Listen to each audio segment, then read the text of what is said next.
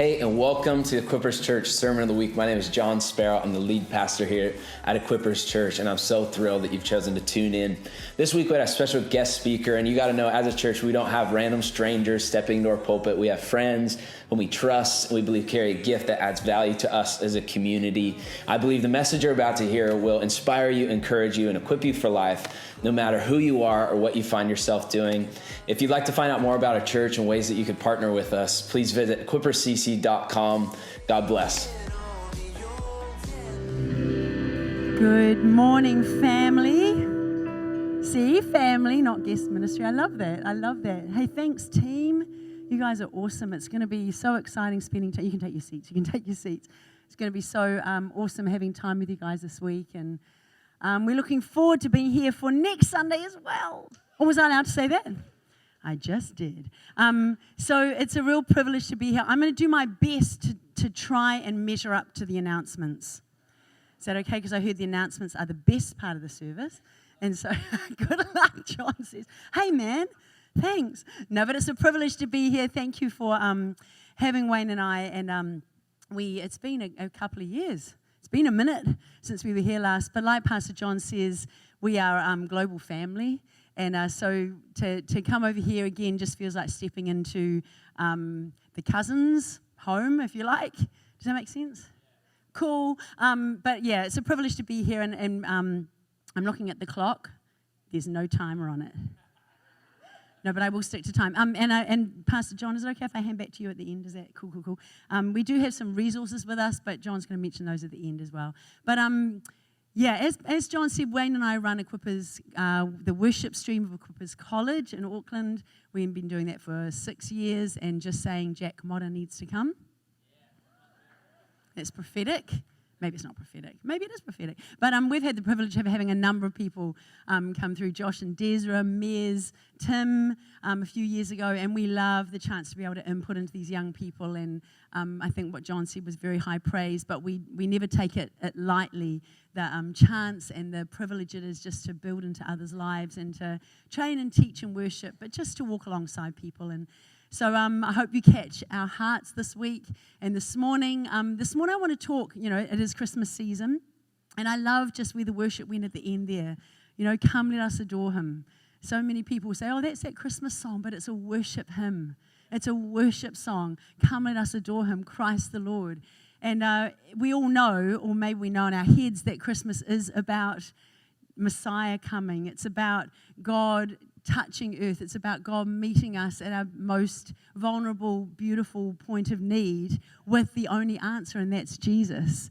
And so this morning I want to talk about making room, about two stories in the Bible where it talks about ones who consciously made room for Jesus. They're not Christmas stories, but they fit into the season beautifully. And so is that cool if I start? I'm going to read you a chunk of scripture, and I know that you guys are really beautifully responsive people, so you are allowed to agree with anything I say this morning. Is that cool? Yeah. Awesome. Yay. Awesome. So let me read to you this morning from 2 Kings chapter 4, and this is the story of the Shunammite woman. Shunammite woman. There's no name, just the Shunammite woman, and I'm just going to read you this chunk. Is that cool? So, starting at verse 8, it says this. One day, Elisha passed through Shunem. A leading lady of the town talked him into stopping by for a meal, and then it became his custom. Whenever he passed through, he stopped by for a meal. I'm certain, said the woman to her husband, that this man who stops by with us all the time is a holy man of God. Why don't we add on a small room upstairs and furnish it with a bed and a desk, chair, and a lamp, so that when he comes by, he can stay with us? And so it happened that the next time Elisha came by, he went to the room and lay down for a nap. And then he said to his servant Gehazi, tell the Shunammite woman I want to see her. He called her and she came to him. And through Gehazi, Elisha said, you've gone far beyond the call of duty in taking care of us. What can we do for you? Do you have a request that we can bring to the king or to the commander of the army? And she replied, nothing. I'm secure and satisfied in my family. Elisha conferred with Gehazi, there's got to be something we can do for her. But what? Gehazi said, well, she has no son, and her husband is an old man. "Call her in," said Elisha. He called her in. She stood at the open door. Elisha said to her, "This time next year, you're going to be nursing an infant son." "Oh, my master, oh, holy man," she said, "don't play games with me, teasing me with such fantasies." But the woman conceived, and a year later, just as Elisha had said, she had a son. The child grew up, and one day he went to his father, who was working with the harvest hands, complaining, "My head, my head." His father ordered a servant, "Carry him to his mother." The servant took him in his arms and carried him to his mother. He lay on her lap until noon and died. At this point, we're probably thinking, this is a horrible story. Why is there such detail in this story in the Bible? She took him up and laid him on the bed of the man of God, shut him in alone, and left. And then she called her husband, "Get me a servant and a donkey so I can go to the holy man. I'll be back as soon as I can." "But why today? This isn't a holy day. It's neither new moon nor Sabbath." She said, "Don't ask questions. I need to go right now. Trust me." She went ahead and saddled the donkey, ordering her servant, "Take the lead and go as fast as you can. I'll tell you if you're going too fast." And so off she went. She came to the holy man at Mount Carmel. The holy man, spotting her while she was still a long way off, said to his servant Gehazi, "Look out there. Why? It's the Shunammite woman. Quickly now, ask her, is something wrong? Are you all right? Your husband, your child?" This is a crazy response. She said, "Everything is fine." Everything's not fine. But her response to Gehazi is, "Everything is fine." But when she reached the holy man at the mountain, she threw herself at his feet and held tightly to him. Gehazi came up to pull her away, but the holy man said, "Leave her alone. Can't you see that she's in distress? But God hasn't let me in on why. I'm completely in the dark." Then she spoke up. "Did I ask for a son, master? Didn't I tell you don't tease me with false hopes?" He ordered Gehazi, "Don't lose a minute. Grab my staff and run as fast as you can. If you meet anyone, don't even take time to greet him. And if anyone greets you, don't even answer. Lay my staff across the boy's face." The boy's mother said, "As sure as God lives and you live, you're not leaving me behind." And so Gehazi let her take the lead, and she followed behind. But Gehazi arrived first, laid the staff across the boy's face. There was no sound, no sign of life. Gehazi went back to meet Elisha and said, "The boy hasn't stirred." And then Elisha enters the room, and through a series of actions, he is able to bring the boy back to life. An incredible end to a very detailed story with some very interesting pieces to it. And like you might say, well, what's this got to do with Christmas? I mean, in a sense, nothing, but in a sense, everything.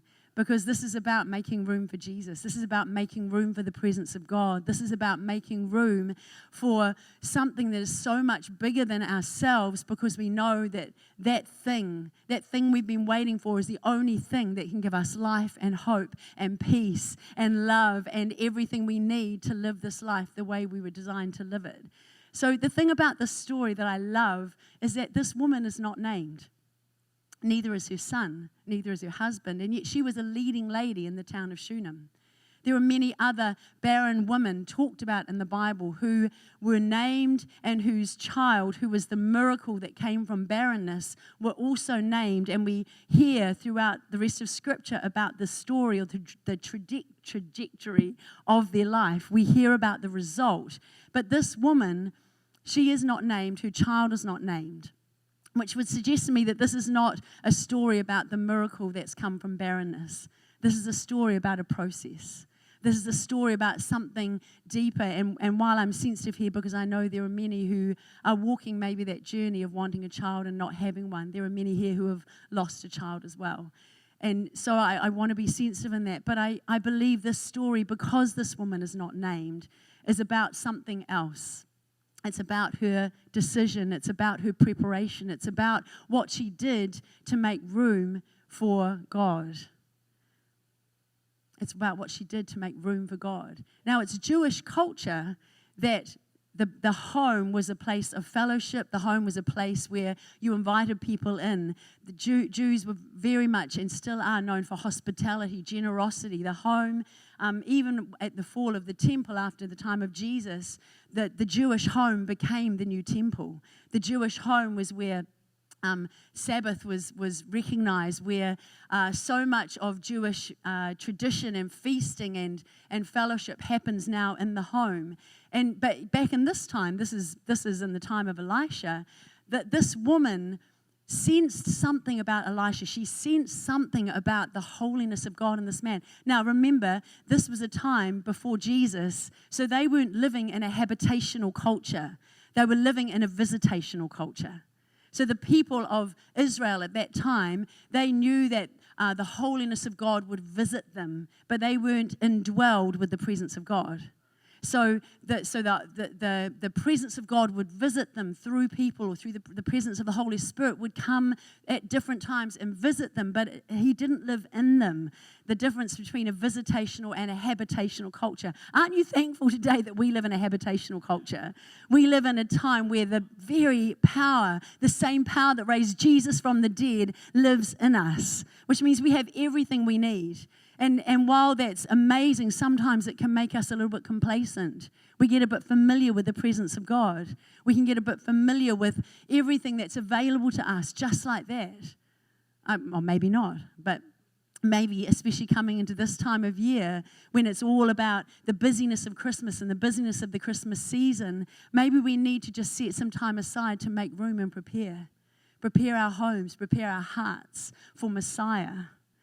Pastor Sam always says at home, you know what someone's expecting by how they prepare. You know what someone's expecting by how they prepare. How we prepare to come to church on a Sunday. How we prepare in our e-groups. How we prepare meals. How we prepare to be part of community that touches hearts and connects us. We expect, or we're going to get, what we are preparing for. So what are we willing to do to prepare for Jesus? What are we willing to do to prepare our homes and our hearts for more of him? This Shunammite woman, she was aware. She was a leading lady in the town. She was an important woman, both her and her husband. And she had learned to be satisfied with no child. She had learned to be satisfied with just her and her husband. And so, but there was something about Elisha that every time he came into town, Jewish culture, yes, said, invite him in for a meal. That's what Jews did. So she would invite him in for a meal, her and her husband. Come and eat with us. Come and have a meal in our home. Let us serve you. Let us provide for you. There was something about the presence of God in Elisha that she wanted to make room for in her heart. But then she went the next step and she said to her husband, why don't we build a room? Why don't we actually build a room and furnish it and make it home for him? Make home for this man of God and his servant when they come through. That took a lot of effort. That took money. That took time. It took preparation. But there was an expectation in her heart, and the preparation of this space, the preparation of this room showed Elisha what she was expecting. She was expecting more of God. She was expecting a greater sense of his presence. She was expecting something great in God, and she would have been satisfied with that. I believe. That's why I believe that she's not mentioned. That this story is a standalone story in the Bible. It's a long, detailed story. The fact that, when she eventually had the child and later on in his primary school years or whatever, he got sick and died. And her response was still, I need to get into the presence of God. I need to make room. Can you imagine when that happened? First, the husband sends him home. The boy's got a headache. Go home to your mother. And so the boy comes home and sits with his mother and then passes away. What was her first response? It wasn't wailing. It wasn't weeping. Those are valid responses. Please hear me. It's a valid response to wail and to weep. But her response wasn't to go to all her friends and say, this terrible thing's happened.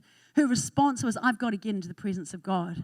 I've got to get to where the holy man is. I've got to find Elisha and I need to get into his presence and nothing's going to stop me from getting there.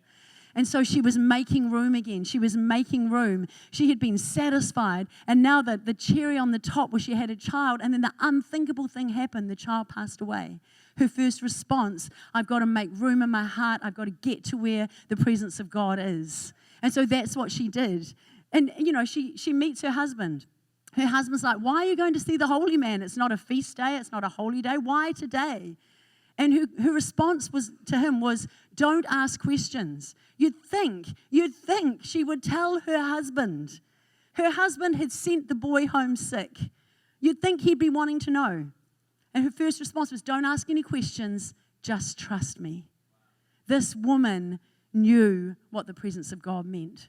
This woman understood that if she could just get to where the holiness, where the presence of God was, she would find her answer there. She made room. She made room. So then she just told her husband, don't ask questions, just trust me. Imagine if she'd let a whole lot of stuff come out of her mouth. Maybe the miracle might not have happened. I don't know. That's just my supposition. That's just me kind of musing on it a wee bit. But there was something about it that said, I need to zip my lips and I need to get into the presence of God first. And so then she went on and then she met Gehazi. And Gehazi asked all the right questions. Is everything okay? Your husband, your boy, gets right to the heart of the matter. And her response to Gehazi is, everything is fine. I mean, denial? Maybe. Lying? Yes. Or maybe I'm trusting the presence of God. I need to get there before I let anything come out of my heart. Before I pour out my heart, before I pour out my emotions, I'm going to get into the presence of God and I'm going to lay it all at his feet. Not saying Elisha was God, but again, visitational culture. To her, she'd made room in her heart and her home for the presence of Elisha, the presence of God through Elisha. And she knew that her answer lay there. And then she met Gehazi. She got into the presence of Elisha, and that's when she poured it all out. And the questions were raw, and the questions were real. Why did you give me a son? Didn't I ask you not to? Didn't I ask you not to tease me with such fantasies? She poured out her honest, real heart in the presence of God. But first she made room. First she made room. Imagine if she'd never invited Elisha into her world. Imagine if she'd never made room for the presence of God, not only in her heart by inviting him in for a meal, but her and her husband building a room, a place of habitation for the presence of God.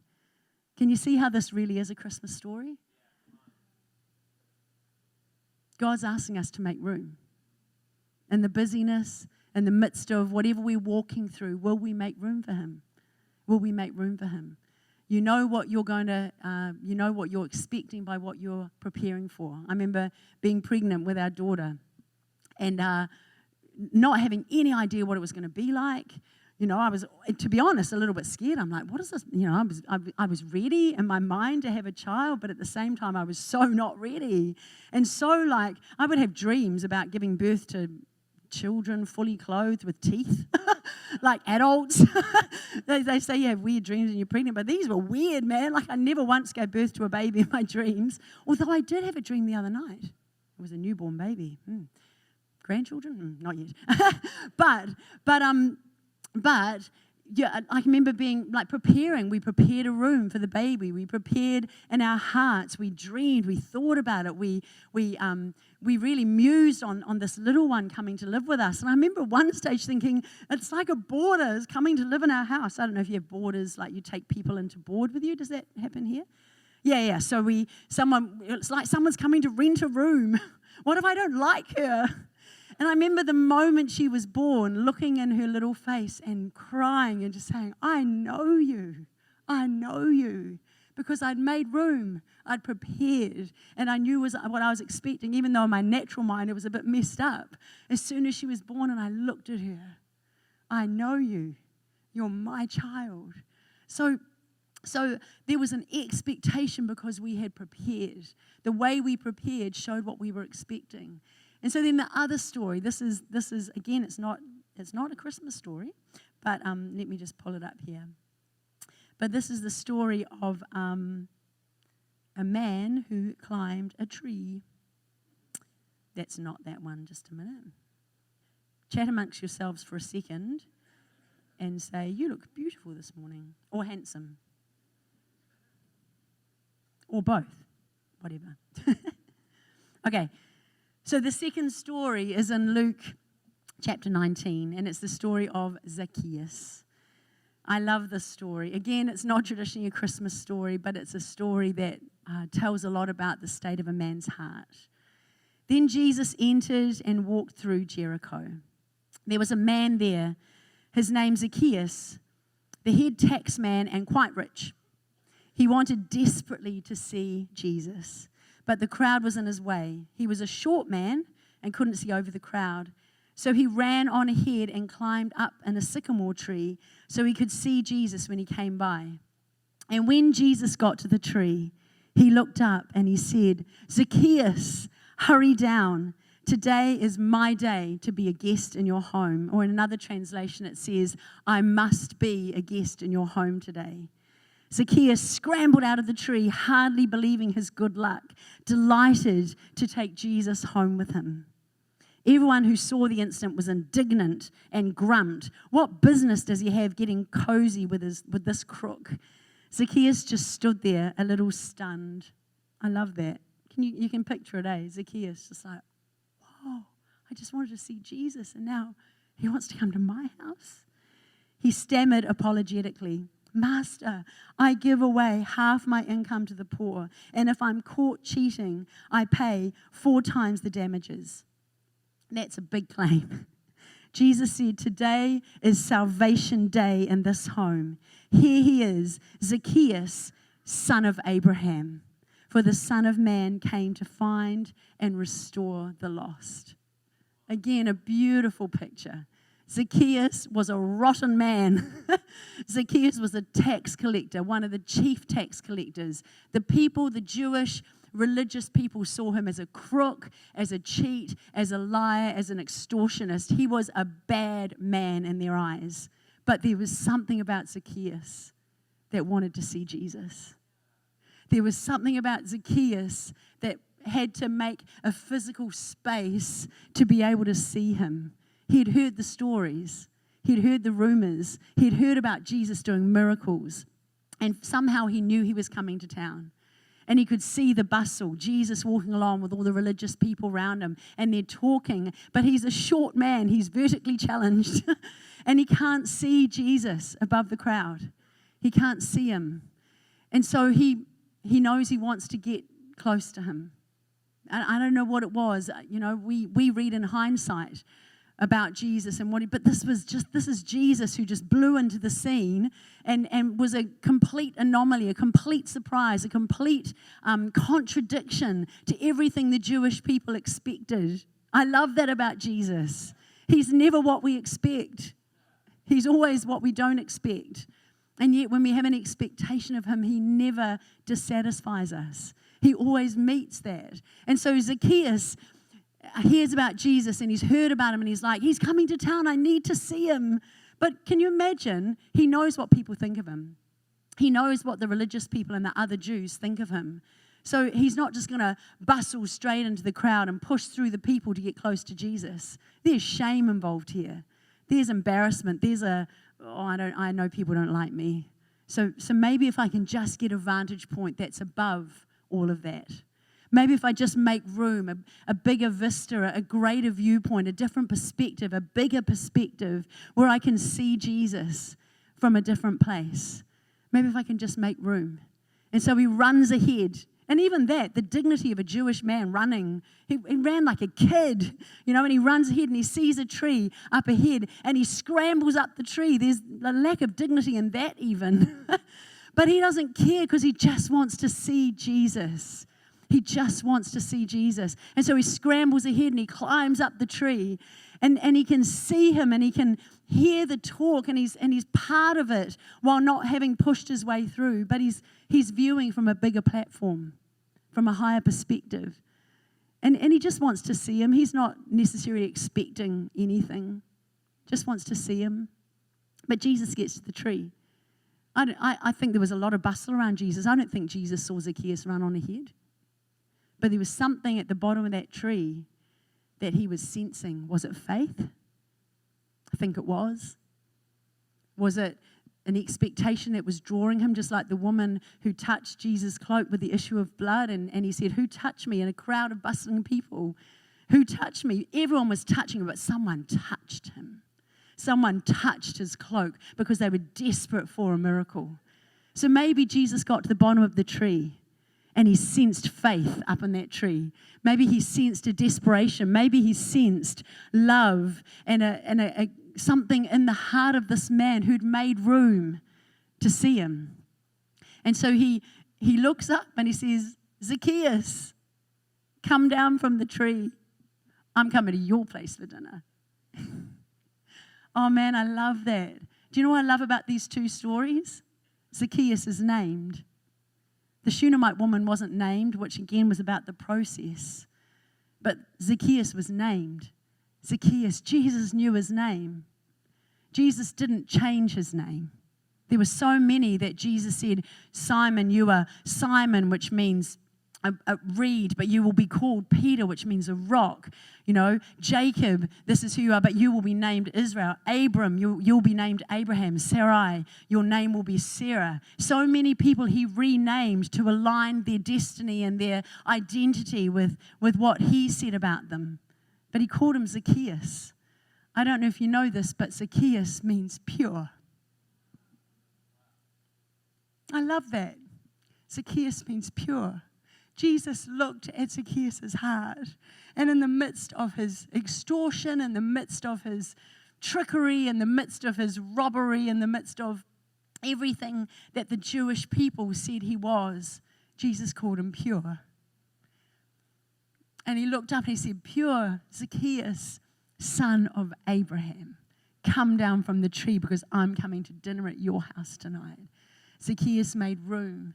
Zacchaeus made room. Zacchaeus, in the heart of hearts, in his very being, said, I've got to see Jesus. I'm not expecting anything more than just being able to get a glimpse of him. But Jesus turned his world around that day, made room for him.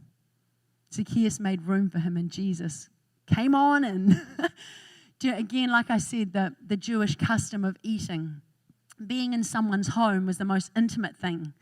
Around the table, around a feast, around meals was where it was a place of belonging. It was a place of honor. It was a place of fellowship. It was a place where stories were exchanged, where not sacred rituals, but a lot of beautiful, both religious but also just very earthy, real things happen around the table.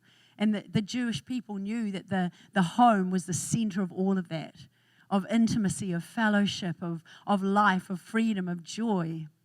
And so when the people around Jesus heard, I'm going to Zacchaeus' house, it was completely out of the box. They were shocked. They were indignant. They grumped, the word of God says. They're like, what? What is he doing hanging around with crooks, with this crook? What's he doing going to dinner at the house of an absolute sinner? You can hear the religious yuckness. Is that even a word?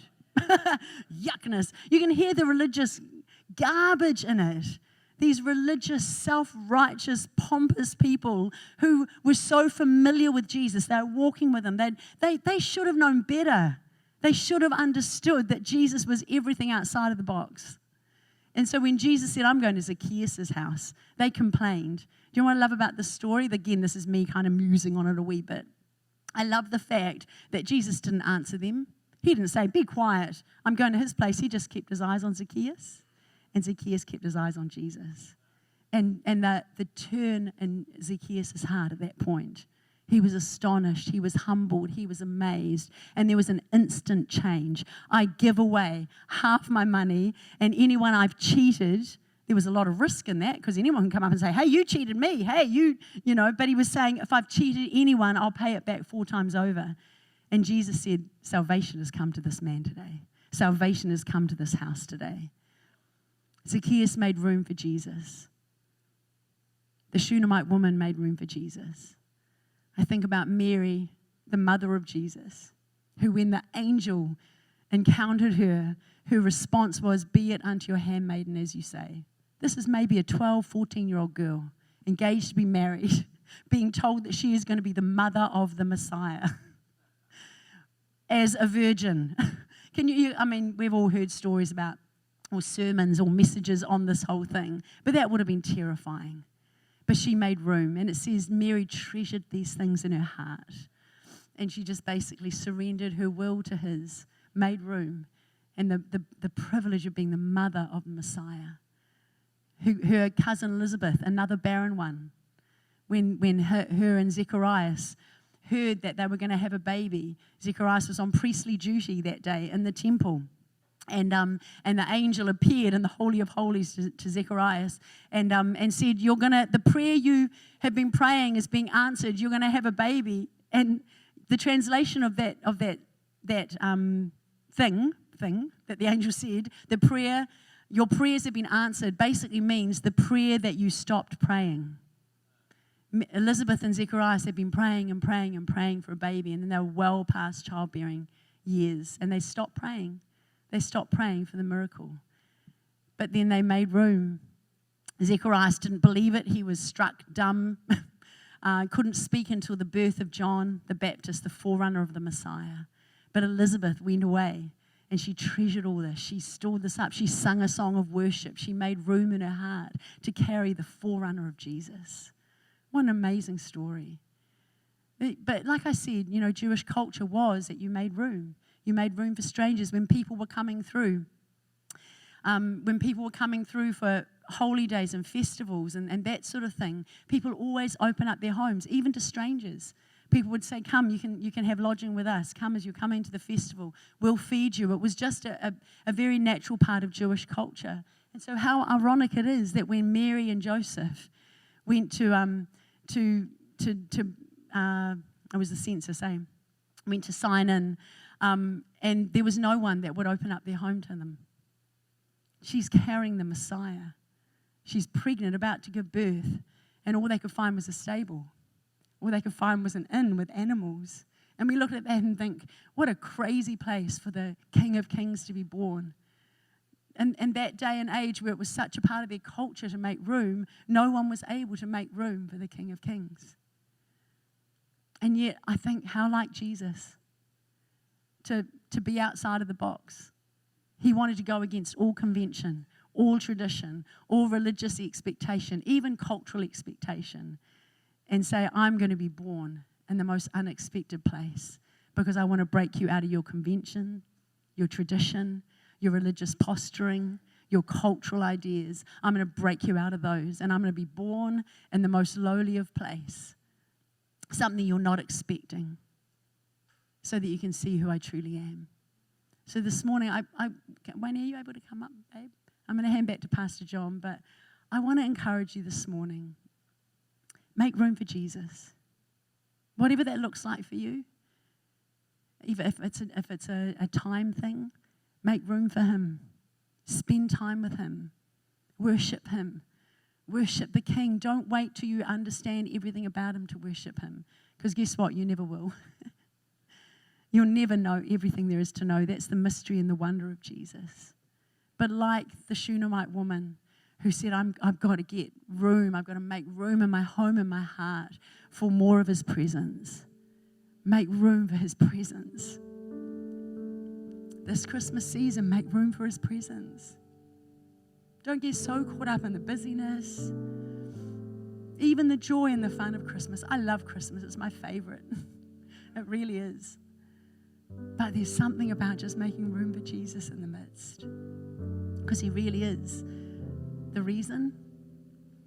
Like Zacchaeus, the pure one, the son of Abraham, whose overwhelming response when Jesus said, I'm coming to eat in your home tonight, was a changed life.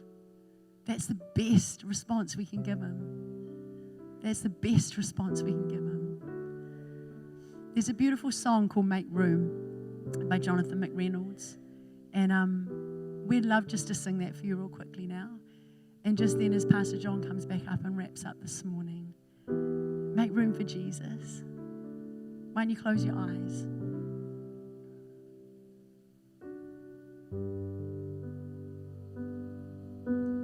I make room for what I treasure. I take time for what I want.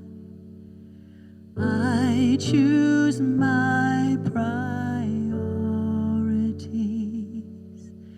And Jesus, you're my number one.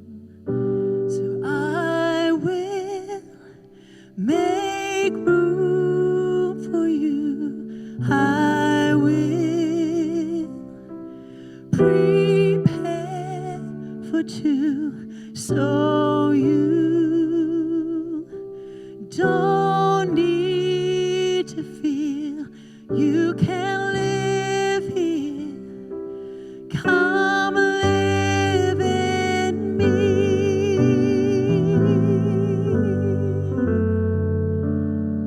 Come live in me.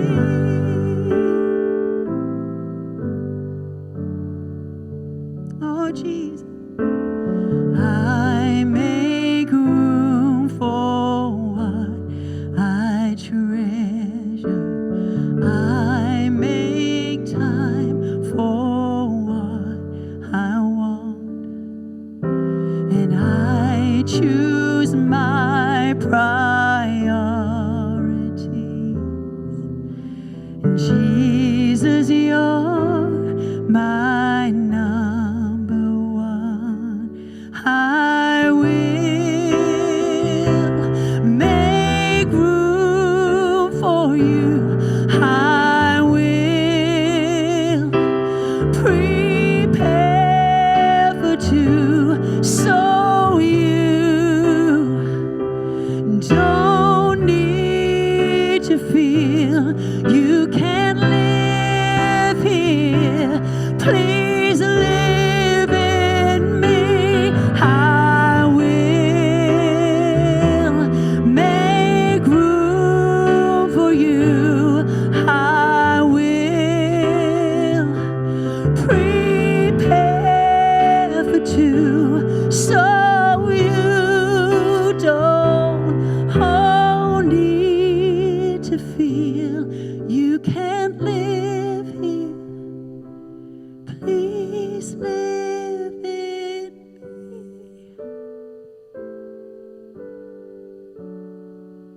Please live in me.